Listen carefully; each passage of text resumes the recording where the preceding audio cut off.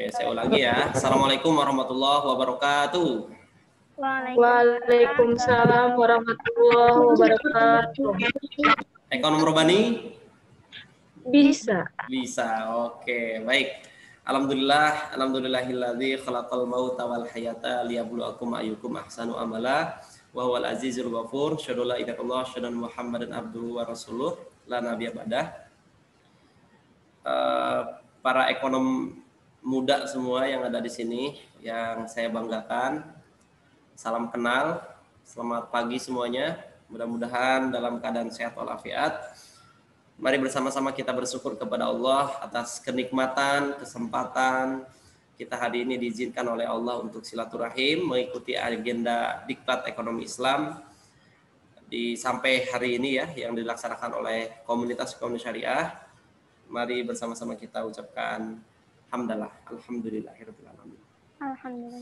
Kita bersalawat untuk Nabi kita yang sampai hari ini kita rindukan kesempatannya untuk bisa bertemu dengan beliau. Mudah-mudahan kelak kita terpilih menjadi umatnya yang diperkenankan oleh beliau untuk bertemu dengan beliau, memeluk beliau, mencium beliau begitu ya, atau bertemu dengan beliau di surganya dan bersama orang-orang soleh. Mudah-mudahan berkat syafaatnya, karena kita mempelajari ajarannya, menjaga risalahnya, dan juga memperjuangkan apa yang telah beliau perjuangkan. Sampai hari ini kita bergabung di komunitas ekonomi syariah untuk membumikan ekonomi syariah atau ekonomi Islam di Indonesia khususnya. Kita baca salawat untuk beliau. Allahumma sholli ala sayyidina Muhammad wa ala ali sayyidina Muhammad. Oke, yang saya banggakan para pengurus KES ya, mulai dari ketua dan Nur Hayati dan kawan-kawan yang lainnya yang tidak bisa saya sebutkan satu persatu, teman-teman BPH dan pengurus komunitas ekonomi syariah, para alumni dan juga peserta Diklat Ekonomi Islam yang saya banggakan. Saya sangat bahagia sekali bisa bersilaturahim dan bertemu dengan teman-teman. Mudah-mudahan ini menjadi wasilah kita berkolaborasi begitu ya, bertemu, dan kelak mudah-mudahan dipertemukan kembali di akhirat karena kita dipersatukan dalam satu perjuangan, yaitu di bidang ekonomi Islam, insya Allah ya. Baik teman-teman sekalian, insya Allah saya diberikan kesempatan untuk memberikan materi pada hari ini untuk bersama-sama sharing dengan teman-teman tentang bagaimana manajemen diri, kalau tidak salah ya, tentang manajemen diri. Kita akan bersama-sama belajar, kita sharing, kita diskusi.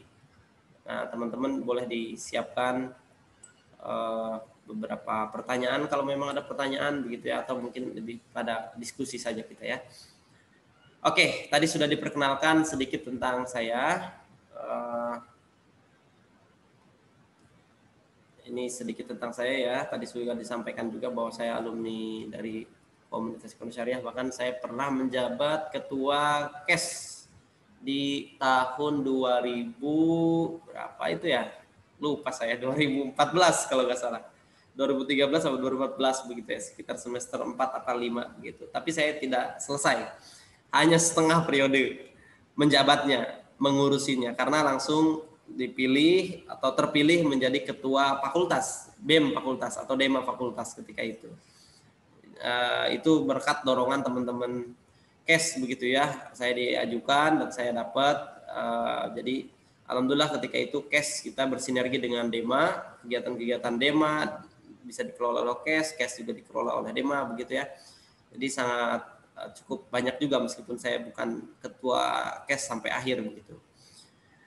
Oke, tadi sudah disampaikan aktivitas saya hari ini di Rumah Prestasi. Teman-teman nanti kalau mau berkunjung ke Rumah Prestasi silahkan. Ada di Pelamunan yang di Keramat Watu. Teman-teman pengurus mungkin sering ke sini. Kita punya asrama untuk anak-anak muda mengembangkan diri. Ada pelatihan public speaking, nulis buku, dan yang lain-lain di Rumah Prestasi kita fasilitasi. Yang asrama khusus buat yang perempuan yang mau ngafal Quran gitu ya, karena kebetulan istri saya jadi guru tahfiznya begitu. Oke, saya alhamdulillah kuliah di Fakultas Ekonomi Syariah, Ekonomi Islam, dulu masih Fakultas Ekonomi, Fakultas Syariah dan Ekonomi Islam.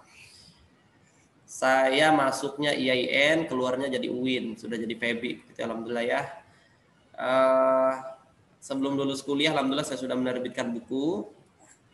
Terus bukunya Semua Bisa Kuliah ya. Terus alhamdulillah juga sudah belajar mendirikan usaha, gitu ya, dan juga bergerak di bidang training. Saya sudah sejak kuliah ketika itu, dan hari ini saya diamanahkan menjadi ketua Ikatan Alumni Fakultas Ekonomi Bisnis Islam.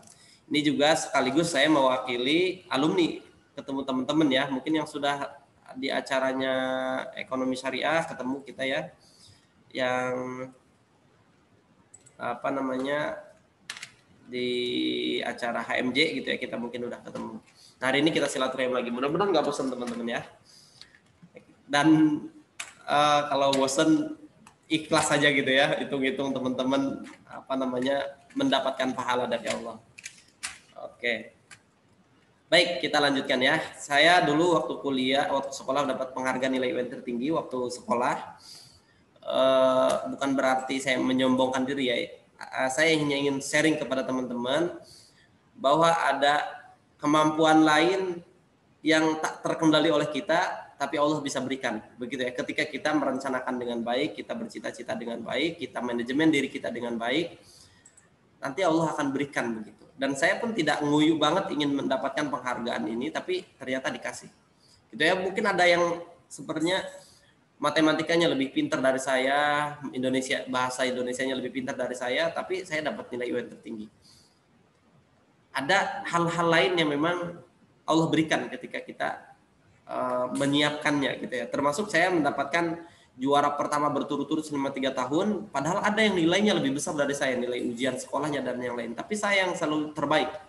Nah, itu yang saya pelajari, ternyata ketika kita memanajemen diri kita dengan baik, menyiapkan segalanya gitu ya, dari aspek intelektual, emosional sampai spiritual, ternyata Allah berikan keajaiban kepada kita, termasuk di kampus. Saya termasuk orang yang tidak begitu sering ikut perlombaan, ikut mengajukan agar mendapatkan penghargaan dan yang lainnya. Prinsip saya itu ketika itu kalau mau ngasih penghargaan ya kasih aja, nggak perlu saya ngajuin ini itu. Termasuk saya beasiswa, saya nggak mau ngajuin beasiswa karena awalnya memang saya ketinggalan informasi bidik misi, padahal saya merasa paling layak mendapatkan beasiswa bidik misi. Kenapa? Karena saya dari kampung, dari keluarga yang tidak mampu begitu ya. Maka dan juga punya sertifikat nilai UN tertinggi gitu ya, jadi sempat sombong juga saya ini paling layak dapat beasiswa bidik misi sebenarnya, tapi saya nggak dapat. Kenapa? Karena nggak tahu informasi, orang kampung gitu, nggak dapat informasi apa-apa. Dan saya baru tahu ketika saya diterima di kuliah dan 1 tahun semester 1, oh ada beasiswa bidik misi, oke deh tahun depan saya mengajuin, dan kalau diterima ternyata saya harus mengulang ke semester 1 lagi, 1 tahun lagi kalau diterima bidik misinya. Maka ketika saya udah menyiapkan persyaratan dan yang lainnya, karena saya merasa paling layak menerima beasiswa itu dari segi kemampuan orang tua, karena orang tua tuh udah angkat tangan nggak mau biayai saya kuliah, gitu ya. Saya bilang saya harus dapat beasiswa dong kalau gitu, karena biar ngeringanin orang tua gitu. Dan memang saya nggak biaya orang tua juga gitu ya, minimal ngeringanin diri saya untuk mencari biaya kuliah gitu. Maka saya siapkan berkas-berkasnya. Ketika saya mau ngajuin, saya bilang kalau saya ngajuin berarti saya ulang ke semester 1. Terus saya nasihati diri saya ketika itu, Mujang, mungkin kamu dengan beasiswa kamu bisa dapat uang, kamu bisa punya uang per semester sekian. Tapi dengan kamu tidak punya beasiswa, kamu bisa berjuang, belajar jualan, belajar ini dari yang lainnya gitu, dan itu akan terlatih mental kamu. Maka ketika itu saya hapuskan niat saya untuk mendapatkan mendaftar beasiswa. Dan udah saya nggak daftar gitu ya, berkas-berkas saya kumpulkan lagi, nggak jadi daftar. Jadi udah saya jadinya wirausaha aja jalurnya. Kebetulan diajarkannya di cash begitu ya ketika itu untuk wirausahanya gitu.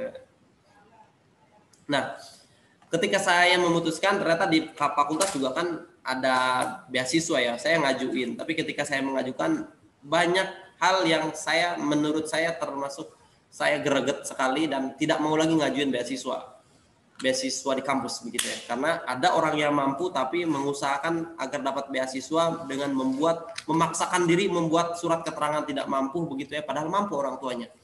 Saya miris sekali sih, padahal saya yang layak sekali rasanya gitu ya, kok dia begitu. Saya bilang udah saya gak mau ngajuin beasiswa kalau begitu, buat kalian aja begitu ya. termasuk bidik misi. Oke, mungkin ada yang lebih membutuhkan dari saya bidik misi itu. Biarkan buat teman-teman saya atau yang mau kuliah hari ini, silahkan daftar beasiswa bidik misi.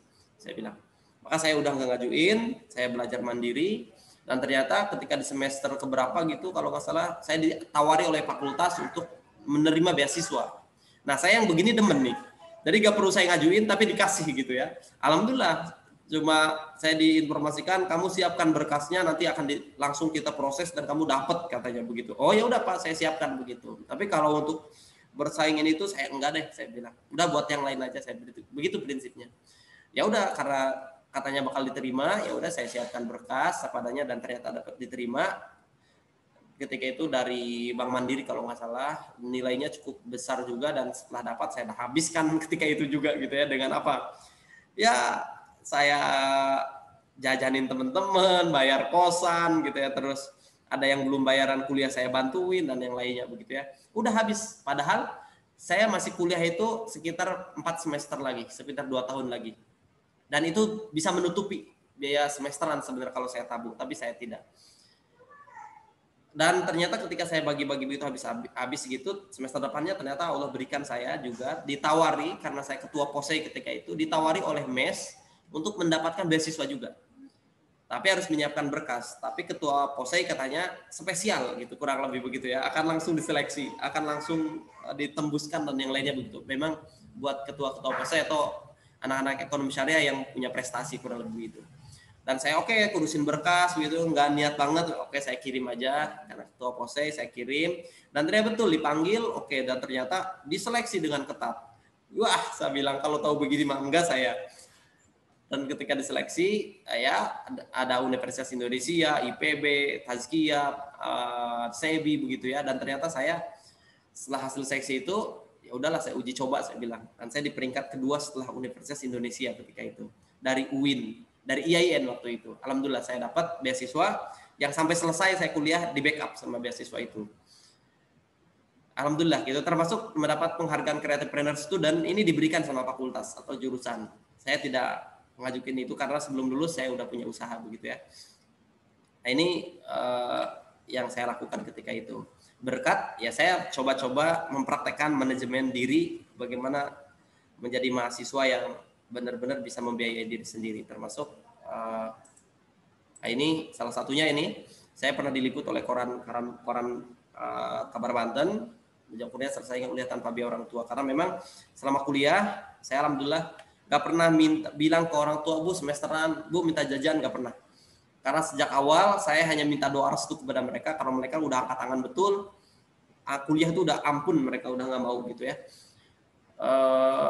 nggak mau bayarin, bahkan sejak sekolah sebenarnya saya nunggak, maksa sekolah juga gitu ya, dan kuliah mereka angkat tangan. Tapi saya bilang karena diterima sama UIN, saya bilang Bu saya akan tetap berangkat kuliah, kalau memang tidak ada dana dan lain-lain cukup doa restu saja.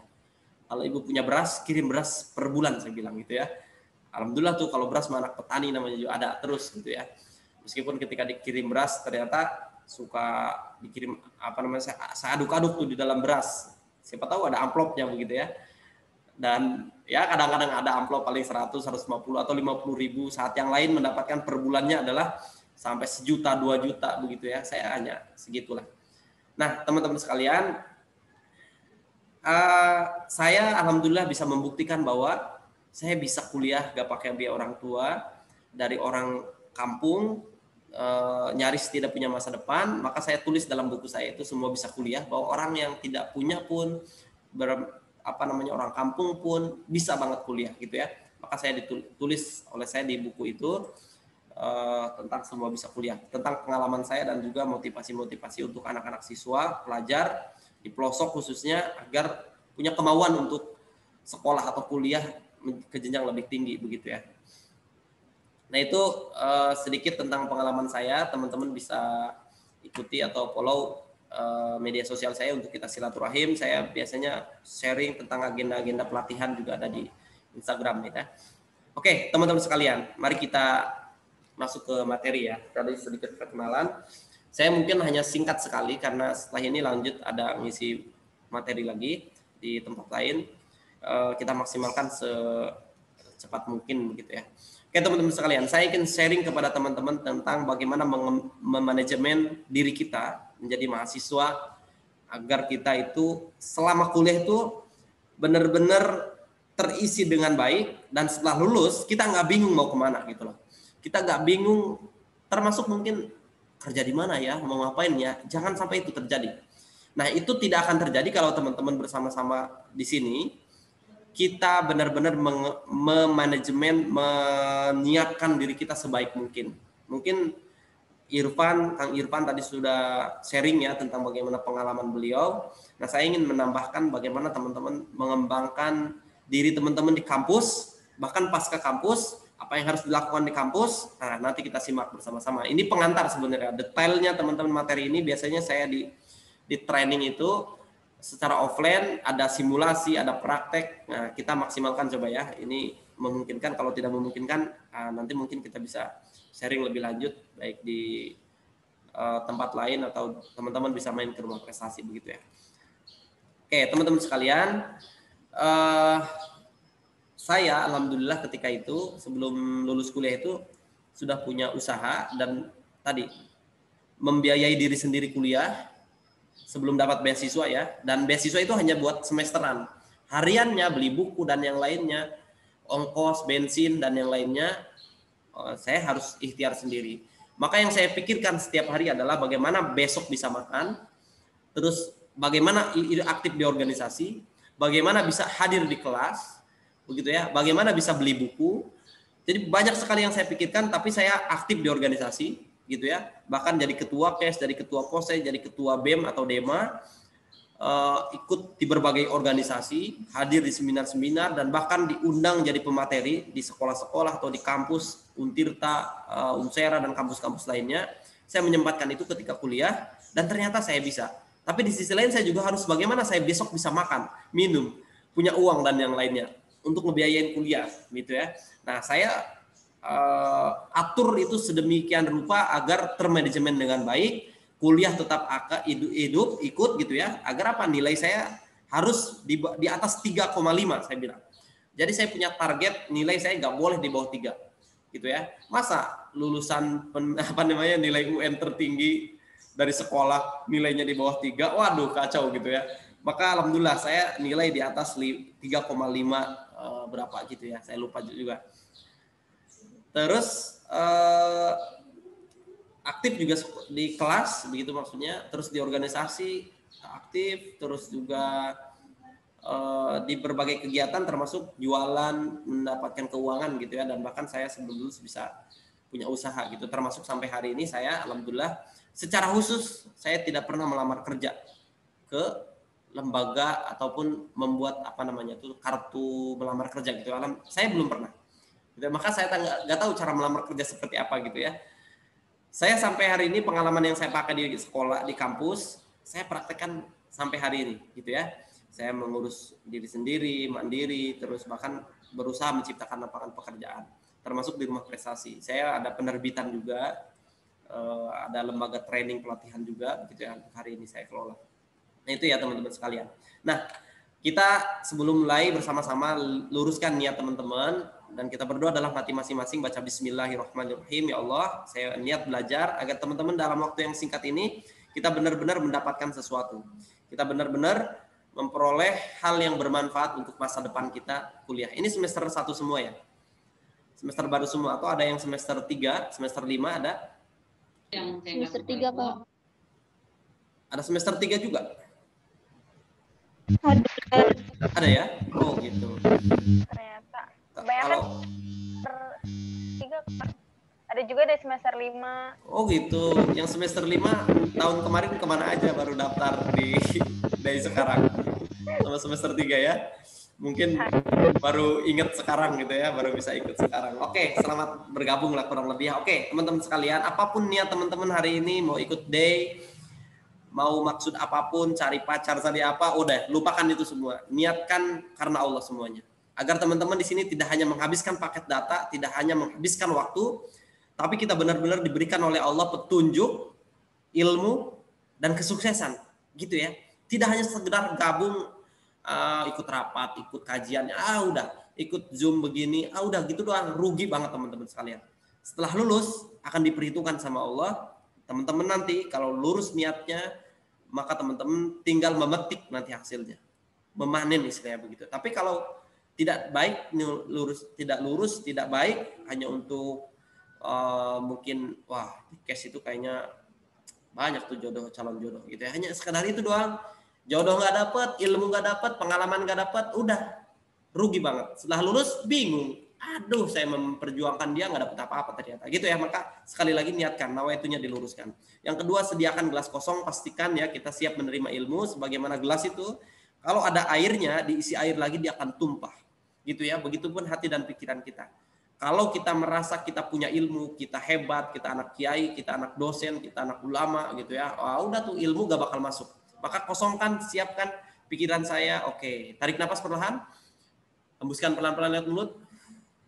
Gitu ya. Oke, saya siap menerima ilmu. Saya kosongkan hati dan pikiran saya untuk menerima ilmu.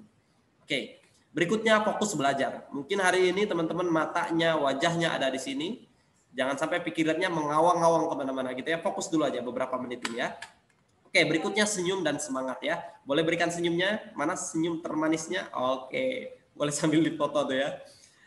Atau kalau ada saudara, tetangga, atau ibunya di samping kirinya boleh panggil ibu, langsung senyumin gitu ya. Paling juga stres nih anak gitu ya. Gitu ya. Boleh panggil aja ibunya, saudaranya, kakaknya, panggil kakak, bapak gitu ya, kasih senyum langsung. Udah gak usah ngomong apa-apa. Atau sambil bilang ke ibu kita, semangat Bu, begitu ya. Oke, silakan katakan semangat begitu ya dalam hatinya, atau ucapkan silakan semangat, atau tulis di kolom chat siap semangat begitu. Silakan semuanya tulis coba. Masih aktif ya? Siap semangat begitu. Siapa yang paling semangat nih? Oke. Semangat katanya teman-teman. Silakan. Boleh absen dulu, coba absen. Tulis siap semangat begitu di kolom chatnya di situ.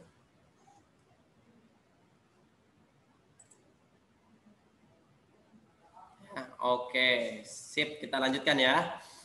Oke, ini sambutan dari saya untuk teman-teman. Ini masa saya ketua KES ya dulu. Kita merekrut orang sekitar berapa orang nih, teman-teman hitung aja ya. Nah, ini mengingat manasin teman-teman bahwa beginilah diklat ekonomi Islam harusnya. Ketemu dan berfoto begitu ya. Pakai spanduk begitu. Nah, teman-teman cuma foto wajahnya doang. Ya udah, ini foto teman-teman screenshot, edit saja wajahnya, teman-teman tempel di situ satu-satu gitu ya. Ini zaman saya ketika ketua KES, kita diklat ekonomi Islam gitu ya. Jadi suasananya kerasa banget. Diklat tuh begini ya teman-teman. Jadi ketemu begitu ya, ada name tag. Teman-teman sekarang nggak pakai name tag, terus nggak bawa peralatan. Waduh. Tapi selamat bergabung ya. Selamat bergabung, wahai ekonom masa depan. Teman-teman adalah insya Allah para ekonom yang dinantikan oleh bangsa ini, begitu ya. Dinantikan oleh negeri ini, kehadirannya, semangatnya, karya-karyanya, insya Allah ya. Jangan iri dengan foto ini. Insya Allah nanti ada momennya, teman-teman akan foto bersama. Disiapkan saja ya panitia spanduknya agar nanti bisa foto bersama. Jadilah garda terdepan untuk membumikan Islam di bidang ekonomi. Kita hari ini bukan sekedar, mungkin di awal sudah disampaikan oleh ketua KES ataupun panitia tentang organisasi ini, bahwa KES itu bukan hanya sekedar organisasi untuk belajar rapat, belajar bikin surat, belajar public speaking, bukan hanya untuk itu. Tapi KES ini adalah lembaga atau organisasi yang punya tugas tambahan, bukan tugas tambahan sih namanya, tapi visi, yaitu untuk membumikan Islam di bidang ekonomi. Bagaimana ekonomi bangsa kita ini ada Islamnya kurang lebih. Atau Islamnya, Islam ini kan mencakup ekonomi, sosial, politik, dan yang lainnya. Harusnya ada di semua bidang Islam itu. Tapi kenyataannya di Indonesia, bidang ekonomi, Islamnya dihilangkan. Islamnya dikesampingkan. Bahkan dipisahkan antara Islam dan ekonomi. Sehingga urusan ekonomi, Islam, agama-agama. Begitu ya. Ini yang salah. Seharusnya kita sekarang punya peran, punya tanggung jawab. Islam itu adalah solusi di bidang ekonomi, dan ini harus kita terapkan kalau kita mau selamat di dunia dan akhirat, begitu ya. Nah, pejuang-pejuangnya itu adalah kita semua. Kita yang hari ini ikut day diklat ekonomi Islam, kitalah pejuangnya di masa depan. Kalau Islam belum dipakai oleh bangsa ini di bidang ekonomi. Hari ini ekonomi bangsa kita tidak menerapkan ekonomi Islam. Apa yang terjadi? Utangnya numpuk, padahal sumber daya alam kita apa aja ada di negeri kita. Apa yang tidak ada? Lihat di Timur Tengah sana, ada Qatar, ada Oman, ada Uni Emirat Arab. Gitu ya, mereka punya apa sih? Mereka tidak punya tanah yang subur seperti kita.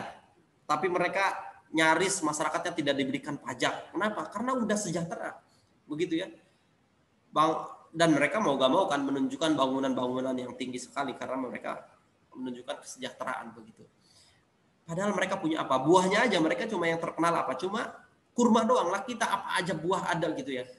Ada buah durian, buah kecapi, buah salak, buah jeruk, apa aja ada di negeri kita. Kita layak sekali menjadi negeri yang sangat sempurna sebenarnya, Mas. Tapi kenyataannya ya karena kita tidak menerapkan Islam, dan memang Islam belum tegak seutuhnya dipakai oleh dunia ini begitu ya. Hanya beberapa saja mungkin yang memakai syariatnya. Gitu ya. Nah, teman-teman sekalian, selamat bergabung dan siap-siap untuk mengemban amanah sebagai ekonom robbani. Ekonom robbani bisa. Ya, oke, kita lanjutkan. Teman-teman sekalian, hari ini dan masa depan adalah tugas kita untuk menyelamatkan negeri. Teman-teman tidak perlu mencatat ya, kalau mau screenshot nanti silakan aja gitu ya. Tapi siapkan saja. Catat yang sekiranya saya perintahkan dan memang teman-teman anggap perlu gitu ya. Saya lebih mengajak teman-teman untuk konsentrasi saja. Teman-teman sekalian, para ekonom muda, hari ini dan masa depan adalah tugas kita untuk menyelamatkan negeri. Kita punya tanggung jawab besar untuk menyelamatkan bangsa ini. Salah satunya tadi di bidang ekonomi ya. Di bidang ekonomi kita sangat tertinggal sekali. Karena Islam belum dijadikan solusi utama. Maka bersama-sama kita niatkan hari ini untuk menghadirkan diri kita sebagai solusi penyelamat di bangsa kita. Jangan sampai kita meninggal tidak pernah berperan apapun. Karena nanti akan ditanya sama Allah, apa yang sudah kamu lakukan di dunia. Atau teman-teman bayangkan kalau bertemu dengan Rasulullah di akhirat, apa yang akan teman-teman jawab ketika Rasulullah bertanya, apa yang sudah kamu lakukan untuk agama kamu, untuk Islam, untuk bangsa kamu. Kita punya jawaban apa hari ini? Oke teman-teman sekalian, maka hari ini kita persiapkan. Kita persiapkan diri kita dari sekarang untuk mengemban tanggung jawab yang besar itu, dengan minimal dalam hatinya katakan, oke, sip, saya siap belajar untuk mengemban tanggung jawab yang sangat besar sekali di negeri ini. Gitu ya. Meskipun saya kampusnya UIN, tapi saya yakin saya bisa bersaing dengan teman-teman yang alumni UI, alumni UGM, alumni IPB gitu ya. Saya tidak berkecil hati, saya besarkan jiwa saya dulu begitu mengobatinya. Ketika saya meskipun hanya di UIN nih kuliahnya, saya tidak berkecil hati. Saya pasti juga bisa setara dengan mereka. Begitu ya. Saya bisa bersaing dengan mereka atau dalam pastabikul khairat begitu ya, dalam berlomba-lomba kebaikan, dalam kebaikan. Kita sangat bisa teman-teman sekalian. Tinggal hari ini kita azamkan saja, niatkan, dan saya coba sedikit akan berikan nanti simulasinya begitu ya, atau sedikit sharing ilmunya kepada teman-teman bagaimana kita bisa mengalahkan bahkan teman-teman dari kampus-kampus yang kita anggap kampus terbaik di negeri ini. Begitu ya, bahkan dari kampus luar negeri mungkin bisa kita kalahkan sebenarnya. Kalau kita punya ilmunya dan kita benar sungguh-sungguh menjalankannya, begitu ya, nanti akan saya share. Siap teman-teman menjadi penyelamat bangsa ini? Siap mengemban tanggung jawab yang besar di bangsa ini? Siap ya? Boleh ketik di kolom chatnya, katakan saya siap menjadi penyelamat negeri. Atau saya siap mengemban tanggung jawab yang besar. Kata-kata itu akan menjadi motivasi buat teman-teman, akan menjadi kekuatan untuk teman-teman agar teman-teman benar-benar bisa menjadi pribadi yang hebat di masa depan. Begitu ya, apa yang kita katakan itu akan terwujud. Karena pemuda itu hanya ada dua teman-teman sekalian. Mahasiswa sejati itu hanya ada dua jenisnya. Atau mahasiswa itu hanya ada dua sebenarnya. Atau pemuda itu hanya ada dua. Pertama adalah pemuda atau mahasiswa yang sibuk ngurusin diri sendiri. Dia hanya mikirin bagaimana nilai saya besar, bagaimana saya bisa makan, bagaimana saya bisa hidup, bagaimana saya bisa kerja dan yang lain. Dia hanya mikirin itu saja. Itu jenis pertama. Jenis yang kedua adalah pemuda atau mahasiswa yang bukan hanya memikirkan diri sendiri, tapi memikirkan umat dan bangsanya atau memikirkan orang lain. Inilah yang disebut oleh Nabi sebaik-baik manusia adalah yang bermanfaat untuk banyak orang. Nah, termasuk yang manakah kita? Yang mikirin diri sendiri atau mikirin umat atau orang lain? Sepanjang sejarah atau sebanyak buku yang saya baca, tidak ada istilahnya tokoh besar, pahlawan, dia mikirin diri sendiri. Semua mereka adalah orang-orang sukses, orang berhasil, orang besar itu adalah memikirkan orang lain. Gitu ya, selain memikirkan dirinya. Nah, teman-teman kalau mau jadi besar, mau jadi pahlawan, mau dicatat oleh sejarah, jangan hanya mikirin diri sendiri. Pikirkan orang lain, pikirkan bangsa, pikirkan umat. Pak Soekarno tidak pernah memikirkan diri sendiri. Bung Hatta, apalagi para sahabat Nabi begitu ya dulu, tidak pernah mereka hanya memikirkan diri sendiri, tapi memikirkan umat, lingkungan, agama dan yang lainnya. Kalau teman-teman, ini rahasia pertamanya ya. Kalau teman-teman mau orang jadi orang besar, pikirkan orang lain, bermanfaat untuk banyak orang. Insya Allah teman-teman akan menjadi orang besar insya Allah. Kalaupun meninggal akan dicatat oleh sejarah sebagai orang besar. Siap? Oke, kita lanjutkan. Ini beberapa aktivitas kita dulu waktu saya jadi ketua KES. Kita ada bazar dulu. Bazar ekonomi syariah. Festival begitu ya, kita jualan buku dan yang lainnya karena memang saya juga penjual buku dulu, saya buka lapak begitu, dan kita kerjasama dengan para penerbit untuk menjual buku di kampus ini dulu di lapangan syariah ya, itu di depan kita punya tenda, bahkan satu-satunya organisasi mahasiswa yang punya tenda begini hanya KES sepertinya di UIN dulu itu ya. Maka ini suka disewain sama teman-teman UKM itu, sekarang udah nggak ada bangkainya pun ini ya gitu. Terus padahal kita ini belum internal dulu. Kita masih eksternal. Kita masih belum punya SK dari kampus, belum diakui. Tapi kita udah bisa ngadain acara seperti ini di kampus. Kenapa? Karena kita punya prestasi. Diakui sama kampus meskipun tidak internal. Sekarang sudah diakui sama fakultas, sudah di SK kan, bahkan diberikan anggaran begitu. Dulu nggak ada anggaran begitu. Harusnya lebih baik, lebih hebat begitu ya, baik prestasinya, gerakan-gerakannya, aktivitasnya begitu, dan mungkin terkendala dengan pandemi. Saya rasa tidak jadi masalah ya, kita berikan kegiatan-kegiatan aja terus meskipun pandemi. Yang terpenting kita ikutin aja protokolnya begitu ya. Dan berbagai kegiatan yang lain. Dulu kita ada gerebek pasar, ke Pasar Rau itu di zaman saya, kita datang ke Rau bagi-bagi stiker, bagi-bagi edukasi kepada masyarakat atau pedagang agar mereka menjadi penjual yang menerapkan ekonomi syariah gitu ya. Jadi memikirkan orang lain, memikirkan selalu bagaimana kepentingan orang banyak. Dan ternyata mungkin itu juga jadi bagian dari orang kepada saya atau kepada teman-teman yang di KES, sehingga ketika melamar kerja mereka dimudahkan, mereka berkarir mereka dimudahkan karena sejak di kampus sudah mikirin orang lain, mikirin mahasiswa lain selain memikirkan dirinya sendiri. Gitu ya, sehingga dimudahkan urusannya. Itu ya. Nah, ini selalu saya bilang, mungkin teman-teman yang sering mendapatkan yang udah di DHMT kemarin, selalu saya bilang 4 ilmu dasar yang wajib dikuasai oleh mahasiswa ya. Ilmu akademik yang pertama ya, ilmu jurusan kita itu dikuasai sama teman-teman, penting sekali dan wajib. Ilmu ekonomi syariah jangan sampai teman-teman tidak menguasainya. Kalau teman-teman ngikutin jalur akademik di kampus, teman-teman akan dapat ilmu ekonomi syariah itu di semester 4-5an ke atas. Nah, digabung di KES, teman-teman akan mengakselerasi, mempercepat ilmu akademik. Karena sejak gabung di KES, teman-teman sudah disuguhi tentang ekonomi Islam. Gitu ya, kajian-kajian ekonomi. Jadi, teman-teman selangkah lebih maju daripada yang tidak ikut KES. Maka beruntunglah teman-teman ya. Ini wajib teman-teman kuasai ilmu akademik. Ilmu leadership penting sekali. Percuma nilai bagus, akademiknya bagus, tapi leadershipnya lemah. Gitu ya, di masyarakat tidak akan terpakai. Karena Pak RT itu tidak akan pernah bertanya apa jurusan kamu, berapa nilai kamu. Tidak. Tapi kalau kita punya pengaruh, kita punya kemampuan memimpin, pasti dipakai oleh masyarakat. Begitu ya. Communication skill juga kemampuan berbicara, kemampuan melobi, kemampuan public speaker, kemampuan komunikasi, presentasi, dan yang lainnya ini harus dikuasai oleh mahasiswa. Jangan sampai IP besar tapi nggak bisa ngomong, ya sia-sia juga rasanya gitu ya. Terus networking, jaringan, relasi, ini penting di era sekarang. Teman-teman harus punya relasi sebanyak mungkin dan manfaatkan KES ini, senior-seniornya, alumni-alumninya, untuk teman-teman benar-benar alumni itu kenal sama teman-teman gimana caranya. Karena boleh jadi alumni itu punya informasi yang bagus buat masa depan teman-teman, tapi karena teman-teman tidak mengaksesnya, ya udah gitu ya. Maka silahkan diakses para alumninya, diakses para teman-teman seangkatannya, dijaga networkingnya, dan juga para pengurus begitu ya. Karena boleh jadi teman kita itu ada yang calon gubernur nanti, ada yang calon menteri, kepala dinas, calon menteri keuangan misalkan, calon menteri ekonomi mungkin ada gitu ya. Jadi diakses. Kalau kenalkan dengan mereka, kita bisa diberikan yang terbaik gitu. Tapi kalau tidak ya udah begitu ya. Nah, itu ya ilmu yang wajib teman-teman lakukan. Nah, teman-teman sekalian, kita masuk ke materi ini ya. Ini udah mau selesai acaranya. Kita masuk sekarang ke materi manajemen pengembangan diri.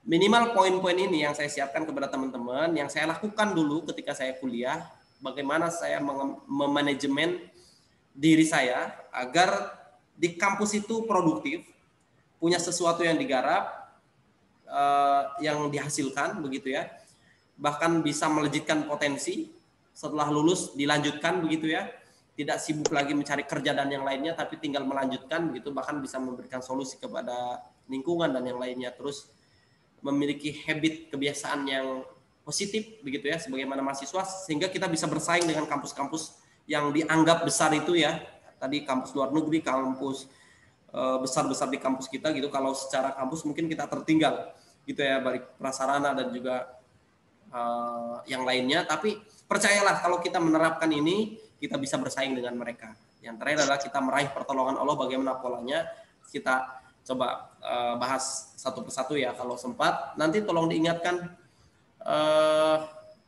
ya, kalau waktunya habis langsung aja sampaikan aja ya, langsung Kak habis waktunya gitu ya. Kalau kolom chatnya nggak muncul di saya, ini muncul nih, nanti nggak apa-apa, diingatkan aja. Oke, baik teman-teman sekalian, ini yang saya lakukan, ini yang saya praktekkan dulu, dan saya ingin share kepada teman-teman bagaimana memanajemen diri kita agar kita bisa berkembang, bisa hebat, selangkah lebih maju, bisa lebih sukses begitu ya, bisa lebih produktif di kampus. Kita coba bahas satu persatu. Oke, yang pertama adalah membuat goal setting gitu ya. Apa goal setting ini? Membuat tujuan, memetakan tujuan kita apa? Kita memiliki tujuan yang jelas, harus sejak dari awal. Sejak awal di kampus ini mau ngapain, setelah lulus mau ngapain, sehingga kita nanti fokus. Kita akan menghindari kerumunan-kerumunan begitu istilahnya kalau sekarang. Kita akan menghindari aktivitas-aktivitas yang tidak penting dan yang tidak ada kaitannya dengan masa depan saya. Saya contoh misalkan gabung di banyak organisasi, tapi ketika dibentrokan dengan satu hari yang semua organisasi itu mengadakan acara, contoh misalkan, maka kita harus memilih kan, memanajemen diri kita nih, ikut mana nih. Nah, kita kalau punya goal setting, tinggal lihat cita-cita kita itu, mimpi kita, target kita itu apa. Maka kita pilih organisasi mana yang ada kaitannya dengan masa depan saya, dengan goal saya. Begitu, sederhana kan memilihnya. Oh ini, saya ikuti yang ini, yang itu tinggalkan. Sehingga kita tidak disibukkan dengan hal-hal yang tidak penting. Kita hanya fokus ke masa depan ketika kita membuat goal setting. Begitu ya.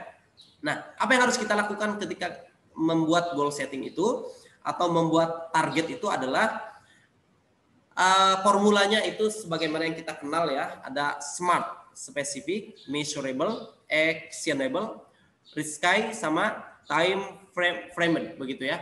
Ini pola atau formula untuk membuat goals. Harus spesifik. Contoh, sebenarnya mungkin target selama hidup ini apa target kita, cita-cita kita, begitu ya. Contoh menjadi pengusaha di usia 30 tahun, begitu ya. Menjadi tokoh inspirator yang bisa menginspirasi sekian ribu orang di usia 35 tahun misalkan begitu. Atau apa? Menjadi presiden di usia sekian, menjadi gubernur di usia sekian misalkan. Itu bisa jadi goals, target. Harus spesifik, tidak boleh saya ingin membahagiakan orang tua. Itu masih umum, tidak spesifik. Nah, maka dibuat oleh teman-teman sespesifik mungkin apa targetnya. Kita bicara sekarang hanya kampus dulu aja ya. Mungkin teman-teman punya cita-cita. Dan ini bisa dipakai oleh teman-teman nanti secara target besarnya silahkan dibuat, tapi kita akan bicarakan bagaimana di kampus biar target-targetnya itu bisa selesai, bisa kita raih, bisa benar-benar kita wujudkan gitu ya. Secara spesifik. Contoh, di kampus teman-teman mau jadi apa? Saya harus punya IP di atas 3,5 gitu ya. Itu adalah goal saya. Saya tulis. Yang kedua, saya harus menulis buku sebelum saya lulus. Saya harus punya perusahaan gitu ya. Sebelum saya lulus. Saya bahkan tuliskan di situ semester 5 misalkan gitu. Beasiswa jadi target, oke, dapat. Silakan apa teman-teman nanti tuliskan ya secara spesifik. Measurable, terukur. secara terukur, actionable, bisa dilakukan begitu ya. Tidak begini kalimatnya. Saya ingin menjadi presiden mahasiswa misalkan. Itu harus dirubah. Biar actionable, tidak jadi kata kerja gitu. Saya akan menjadi presiden mahasiswa di semester 7. Berarti tahun berapa? Tulis begitu. Actionable. Risky yang yang keluar dari zona nyaman teman-teman. Penuh tantangan begitu ya. Yang penuh tantangan, jangan yang biasa saja. Contoh punya nilai 3 aja udah cukup lah begitu ya. Kurang, itu harusnya 4 langsung targetin. Atau apa? Mewakili kampus ikut perlombaan tingkat internasional. Jadi menantang sekali. Time frame itu jangka waktunya ada gitu ya, tahun berapa gitu ya, bisa diselesaikan dan bisa diraih. Oke, sekarang siapkan alat tulisnya teman-teman. Semuanya boleh siapkan alat tulis. Kita coba praktekkan metode pertama ini. Sudah? Sudah siapkan alat tulisnya?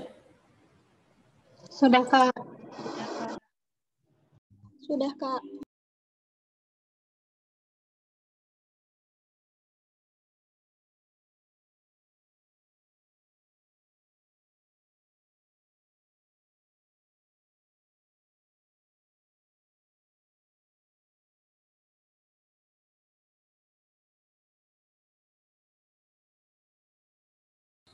Oke, kalau sudah silakan teman-teman.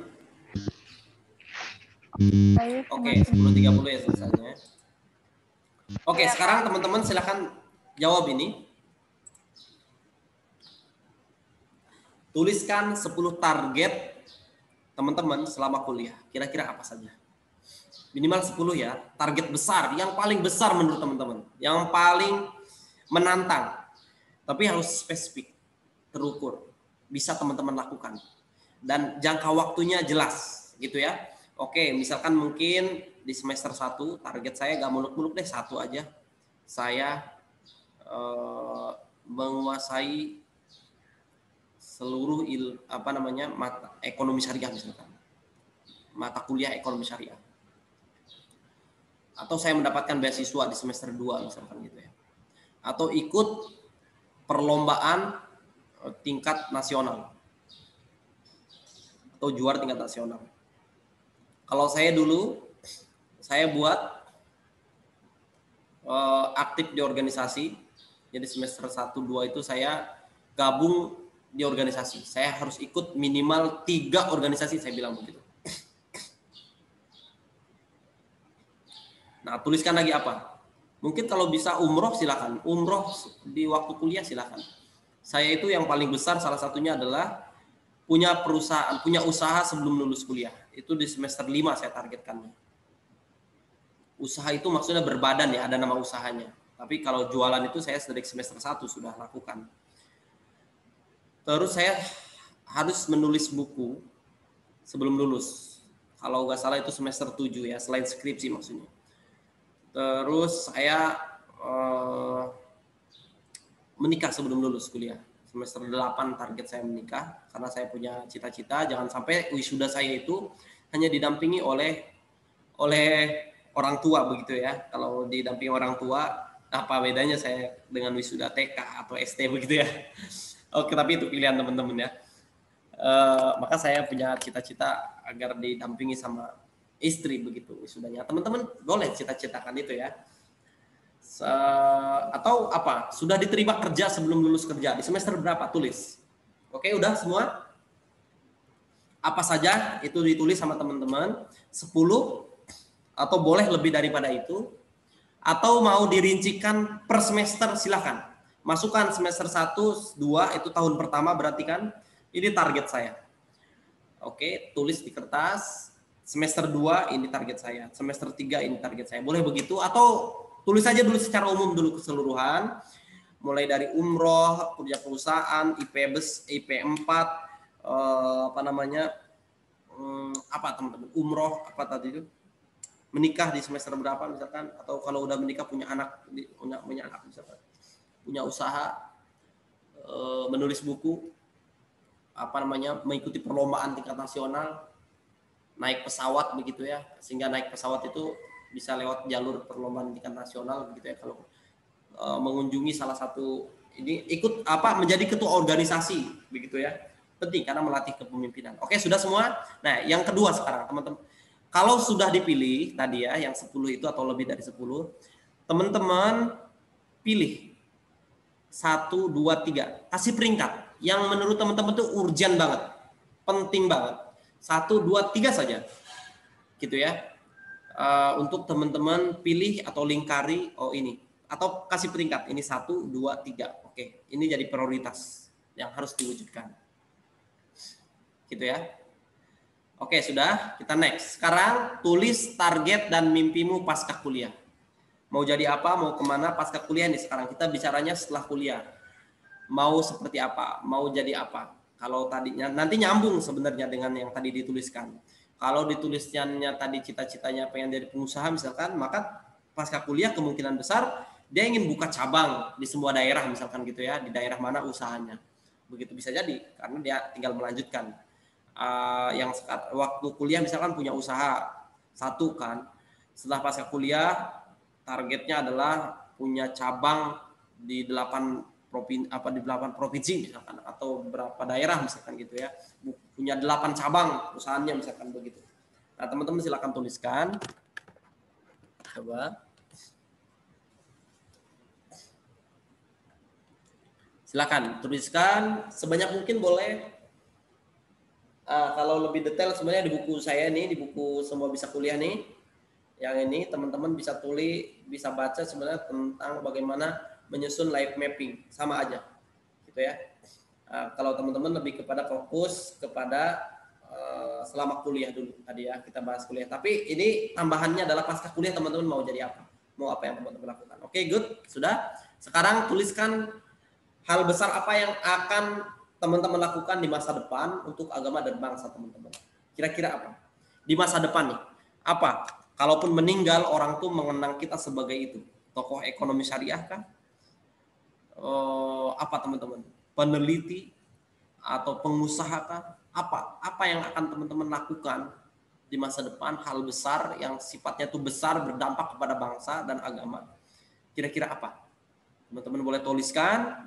Oleh 1, 2, biasanya cuma 1 orang sih. Hampir setiap orang tuh punya 1 sebutan saja. Contoh Pak Sandiaga Uno, beliau tuh disebut sebagai pengusaha. Sekalipun dia nyalon presiden, tetap background-nya adalah pengusaha. Gitu ya. Ada yang jadi militer, meskipun dia jadi presiden ya, tetap dia sebenarnya awalnya militer yang melekat dalam dirinya. Nah, teman-teman apa? Menteri Keuangan, ahli ekonomi berarti kan? Atau apa teman-teman, hal besar apa yang ditargetkan di masa depan? Tuliskan, silakan. Kalau teman-teman lakukan ini nanti tinggal next ke tahap berikutnya kita secara spesifik ya nulisnya, bukan saya ingin bahagiakan orang tua, enggak, itu terlalu umum. Saya ingin berguna untuk bangsa dan negara, tidak, itu terlalu umum.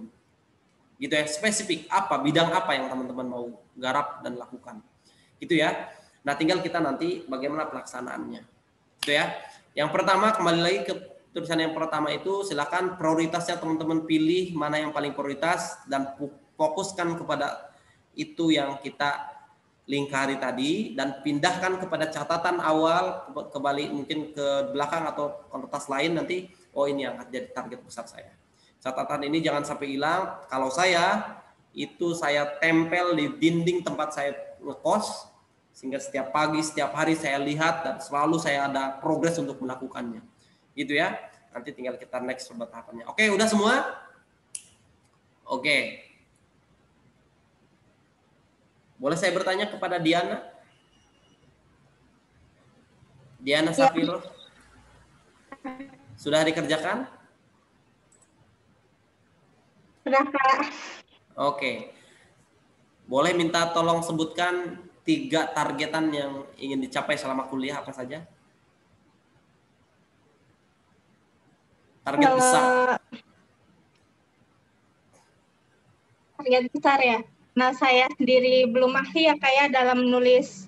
Kayak menulis makalah aja masih benar-benar belajar gitu kan. Jadi saya tuh pengen bisa nulis karya tulis ilmiah gitu. Kenapa saya pengen bisa menulis karya tulis ilmiah gitu? Salah satunya kan saya pengen S2 nih Kak gitu. Saya pengen S2 dan salah satunya apa sih? Akan pengennya ngambil beasiswa ya S2-nya. Karena mungkin beasiswa apa sih? Biaya S2 itu kan gede gitu tuh.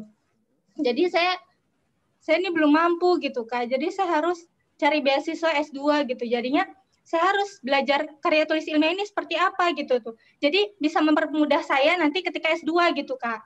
Oke, Jadi saya targetnya pengen bisa membuat karya tulis ilmiah dan mengikuti perlombaan karya tulis ilmiah. Oke.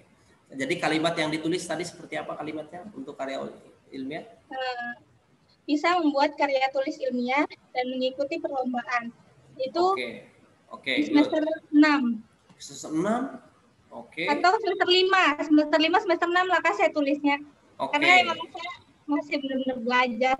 Oke, di case Diana bisa mempercepat itu. Semester 2 insya Allah sudah bisa bikin karya tulis ilmiah. Yang penting gabung terus aja di case, gitu ya. Saya udah semester 3 Kak. Oh, udah semester 3. Kenapa baru gabung di case? Semester 3 bisa tuh. Saya baru tahu.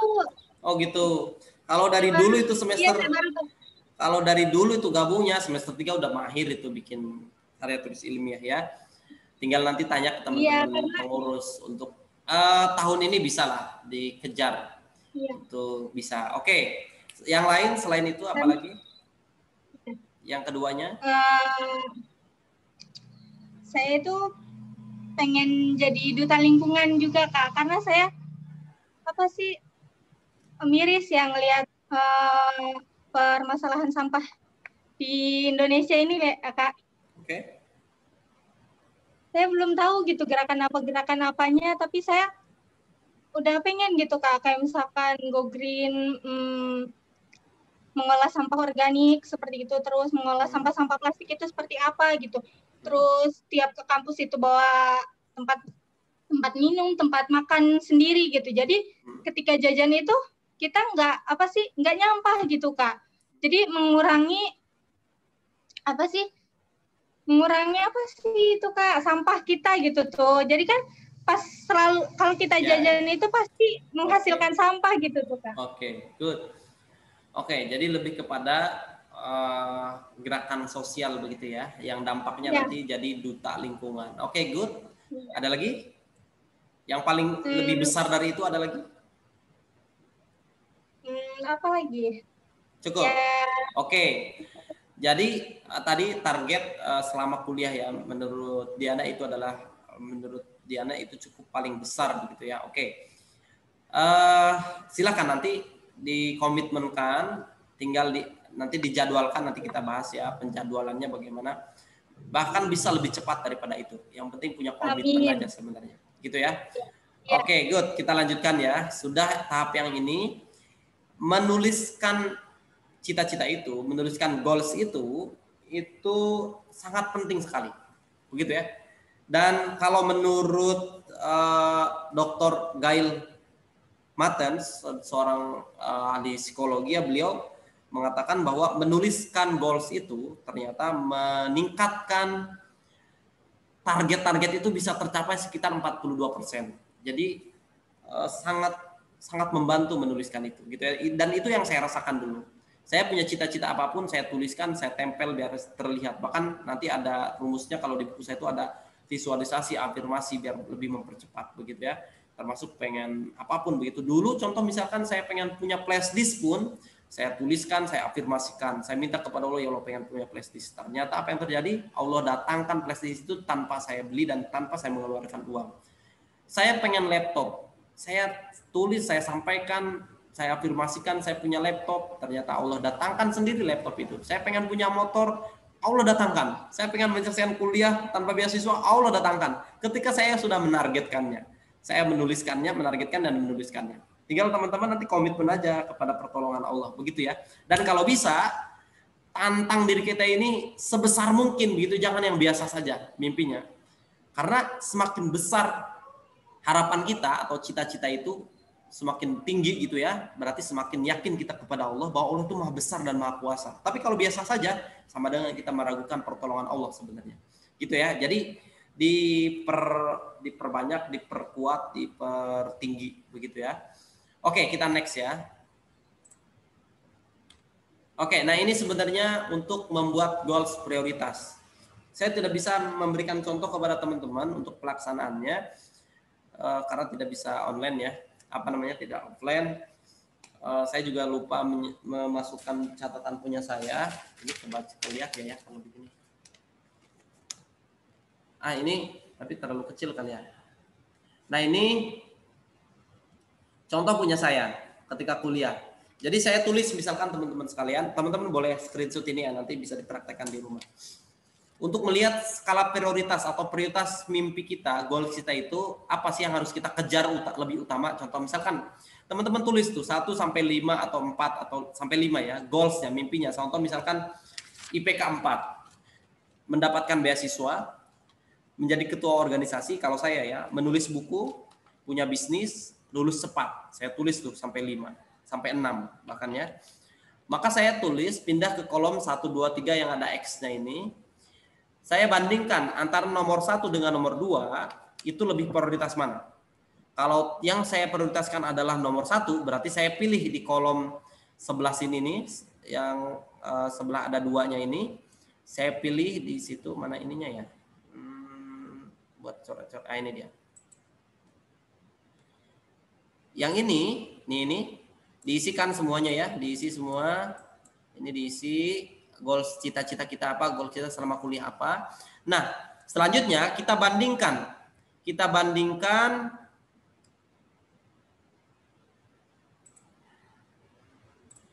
Antara yang 1 dengan yang 2, kita bandingkan nih.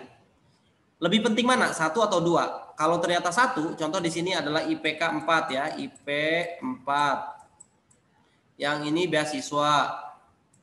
Yang ini ketua organisasi. Yang ini menulis buku, yang ini punya bisnis. Ya, oke, kita bandingkan. Yang 1 sama 2, misalkan kita bandingkan, prioritas mana? IP besar atau beasiswa? Kalau saya tentu beasiswa, gitu ya kalau dulu. Oke, berarti saya tulis di sini nomor 2. Gitu ya. Oke, antara 1 dengan 3 itu apa tadi? Ketua organisasi. Lebih penting mana yang saya butuhkan? Saya lebih milih nomor 3. Oke, berarti saya tulis nomor 3 di sini. Tapi kalau teman-teman IPK lebih penting, berarti tulis nomor 1 di sini, gitu ya. Kalau kita bandingkan lagi nomor 1 dengan nomor 4, apa nih tadi? IPK dengan menulis. Apa kira-kira? Saya punya IPK besar atau menulis buku? Oke, saya IPK deh kayaknya. Oke, IPK 4, gitu ya. Saya tulis 1 di sini. Bandingkan lagi nomor 1 dengan nomor 5, punya bisnis IPK atau punya bisnis? Punya bisnis dong. Oke, saya tulis nomor 5 di sini. Gitu ya. Begitu juga berikutnya, nomor 2 sekarang. Nomor 2 bandingkan dengan nomor 3, penting mana antara beasiswa atau ketua organisasi? Oke, beasiswa dong, gitu ya. Oke, beasiswa nomor 2 di sini tulis. Antara beasiswa dengan menulis, penting mana? Beasiswa dong. Oke, beasiswa. Antara beasiswa dengan punya bisnis dong, kan ngelatih kemandirian. Oke, saya tulis nomor 5 di sini. Nah, gitu ya. Antara sekarang nomor 3, bandingkan lagi dengan nomor 4, punya ketua organisasi atau jadi punya penulis ketua organisasi. Oke, nomor 3 saya tulis. Gitu ya. Antara ketua organisasi dengan punya bisnis, yang mana punya bisnis? Oke, punya bisnis masih punya bisnis terus gitu ya. Saya pilih. Oke, yang terakhir, yang keempat, bandingkan yang 4 dan kelima. Menulis buku dan bisnis. Pilih mana? Punya bisnis yang kelima. Kalau saya ya gitu ya. Oke, maka kita pilih sekarang. Kita pilih mana yang lebih banyak daripada N ini. Angka 5 ini ada 1, 2, 3, 4. Ada 4 angka 5.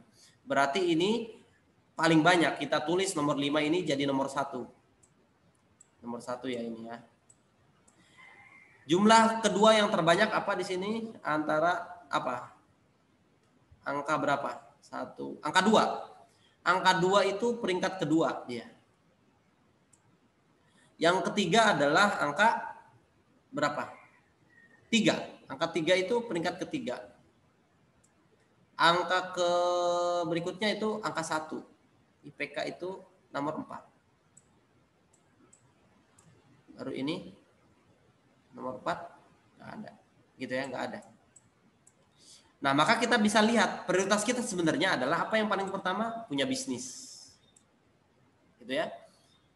Kita punya prioritas sebenarnya ini, yang kita prioritaskan, yang kita pilih. Ini kan makanya memilihnya kita harus dengan kesadaran, harus dengan lobby begitu ya. Oke, saya akan pilih bisnis dulu atau saya prioritaskan yang mana? Oke, ternyata prioritas saya menghasilkan punya bisnis. Saya prioritaskan bisnis. Yang kedua itu saya adalah beasiswa. Oke, beasiswa. Yang ketiga baru adalah kepemimpinan. Berarti ini yang harus saya kejar. Bisnis, saya mulai susun bagaimana saya bisa punya bisnis, mulai membiasakan jualan, menyimpun produk dan yang lainnya. Kedua, beasiswa. Beasiswa ini bisa dicapai dengan apa? Cari syarat-syarat untuk dapat beasiswa. Oke, IP harus bagus, begitu ya. Terus nilai bagus lah begitu, harus punya karya, tulis dan yang lainnya. Oke, berarti dengan sendirinya IP kebawa sebenarnya sama beasiswa kan, gitu.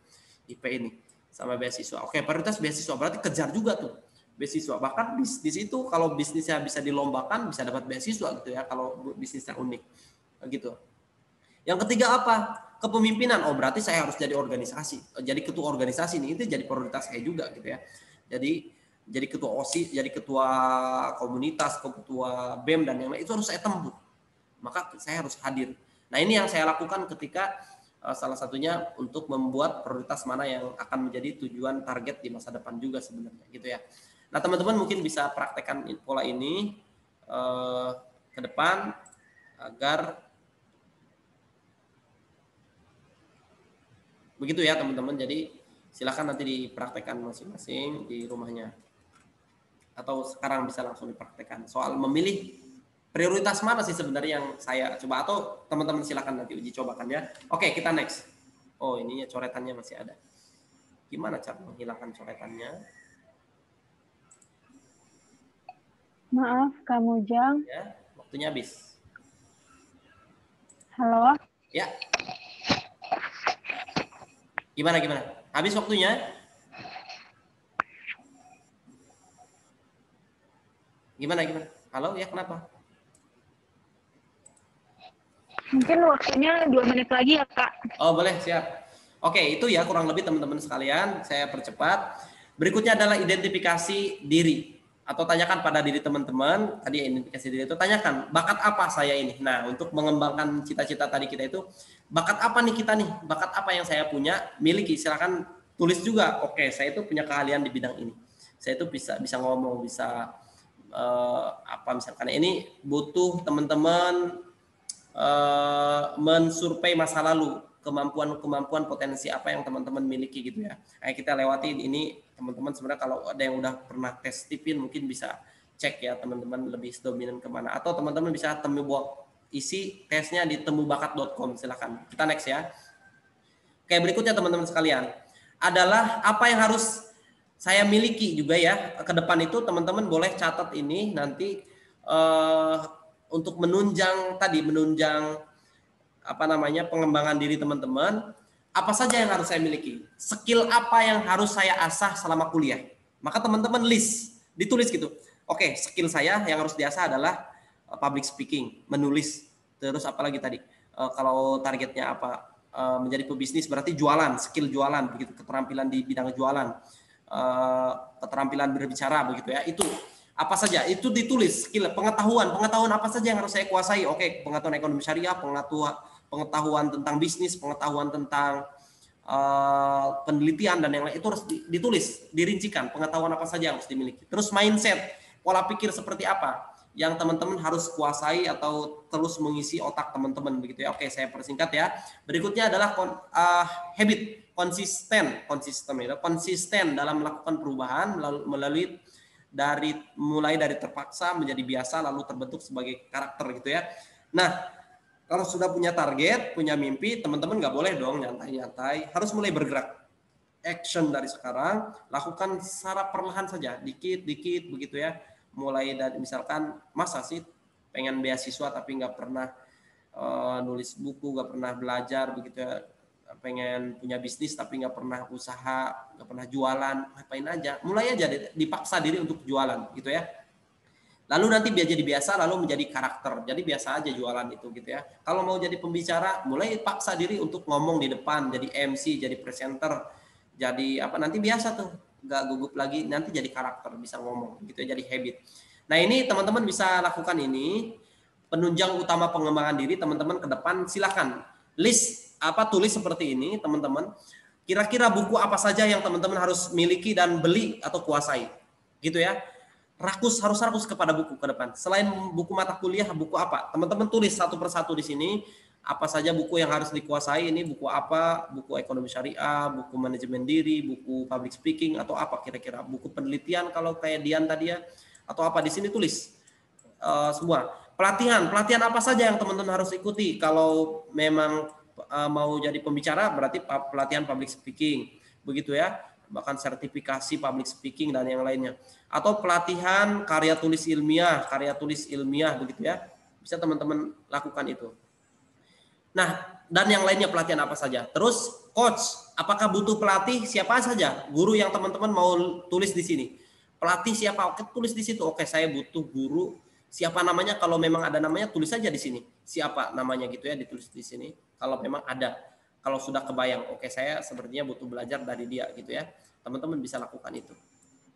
Oke, jadi itu teman-teman sekalian. Sehingga kalau udah ditulis begini, teman-teman akan menghemat biaya untuk beli buku. Karena hanya beli buku kepada buku yang sudah jadi target teman-teman aja. Begitu juga pelatihan. Tidak semua ikut pelatihan dan seminar-seminar. Hanya ikut pelatihan yang memang ada hubungannya dengan cita-cita kita saja.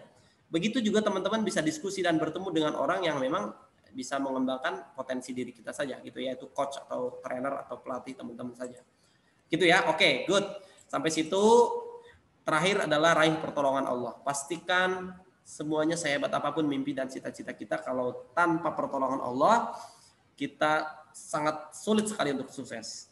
Maka pakai cara-cara terbaik, jangan sampai ini menuntut ilmu kan perintah Allah, kita justru campur aduk dengan maksiat, dengan yang lainnya, sehingga setelah lulus kita bingung mau kerja karena nggak ditolong Allah. Cita-cita kok gini-gini aja karena nggak ditolong Allah.